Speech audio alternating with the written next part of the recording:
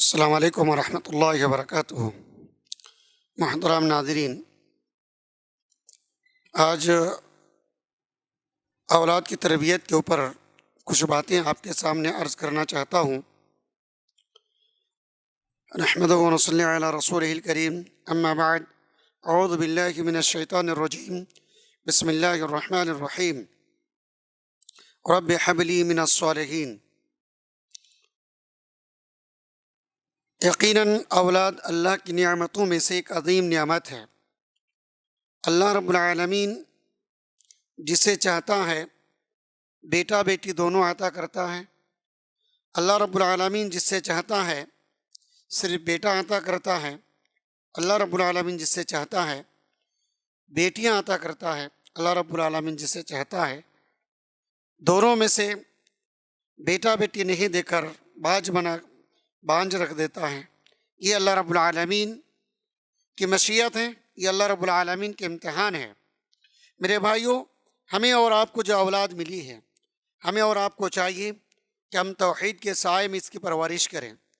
ہم پہلے ان کو دیندار بنائیں، دین سمجھائیں، جیسا کہ ابراہیم علیہ السلام دعا کرتے تھے، رب اجعلنی مقیم الصلاۃ ومن ذریتی وربنا تقبل دعا۔ اسی طریقے سے حضرت زکریا علیہ السلام دعا کرتے تھے، رب ہب لی من لدنک ذریۃ طیبہ انک سمیع الدعاء۔ اسی طریقے سے ابراہیم علیہ السلام اللہ رب العالمین سے دعا کر رہے تھے، رب ہب لی من الصالحین، کہ اللہ تو مجھے نیک اولاد عطا فرما۔ فبشرناہ بغلام حلیم، اللہ رب العالمین نے ابراہیم علیہ السلام کی دعا کو قبول فرمایا۔ یقیناً ہمیں اور آپ کو اولاد کی خواہش ہونی چاہیے۔ اولاد مانگنے کی ضرورت ہے، لیکن صالح اولاد مانگنی چاہیے، کیونکہ اللہ رب العالمین کے نزدیک کسی چیز کی کوئی کمی نہیں ہے، اور صالح اولاد اللہ کے نعمتوں میں سے ایک عظیم نعمت ہے۔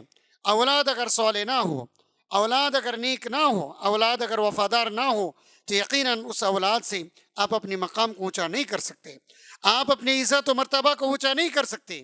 اس لیے میرے بھائیوں، اگر آپ چاہتے ہیں کہ میں خوشگوار زندگی گزاروں، تو پھر آپ کے لیے ضروری ہے کہ آپ اپنی اولاد کو دینی ماحول میں تربیت دیں، آپ قرآن و سنت کی تعلیم سے روشناس کرائیں، آپ اپنی اولاد کی تربیت کے خاطر آپ اپنی زبان پہ کنٹرول کریں، آپ گھر کے ماحول کو دیندار بنائیں، آپ نماز کے پابند ہوں، اور ساتھ ہی ساتھ اللہ رب العالمین سے دعائیں کرتے رہیں۔ اولاد کی تربیت میں جس طریقے سے باپ کا کردار ہے، اسی طریقے سے ماں بھی دور نہیں ہے، ماں کی بھی کردار وہی ہے۔ ٹھیک اسی طریقے سے ماں باپ دونوں اپنی ذمہ داری نبھا رہے ہیں، لیکن معاشرہ صحیح نہیں ہے، تو پھر ایسے معاشرے سے بھی اپنے بچوں کو، اپنے اولاد کو بچانے کی بہت ضروری ہے۔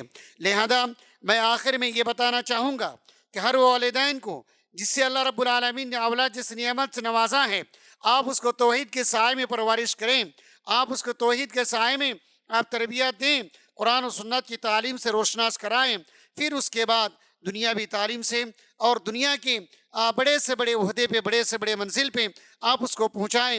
لیکن یاد رہے کہ آپ کے بچے، آپ کی بچیاں آپ کے لیے وبال جان نہ بنے، آپ کے لیے جہنم جانے کا سبب نہ بنے، بلکہ آپ کے بچے کی وجہ سے کل قیامت کے دن آپ کے مقام اونچا ہو، آپ کا مرتبہ اونچا ہو، آپ کے والدین، آپ کے بچوں کے دعا کے برکت سے اللہ تعالیٰ آپ کے جنت میں آپ کے مرتبہ کو بلند کریں، آپ کے مرتبہ کو اونچا کریں۔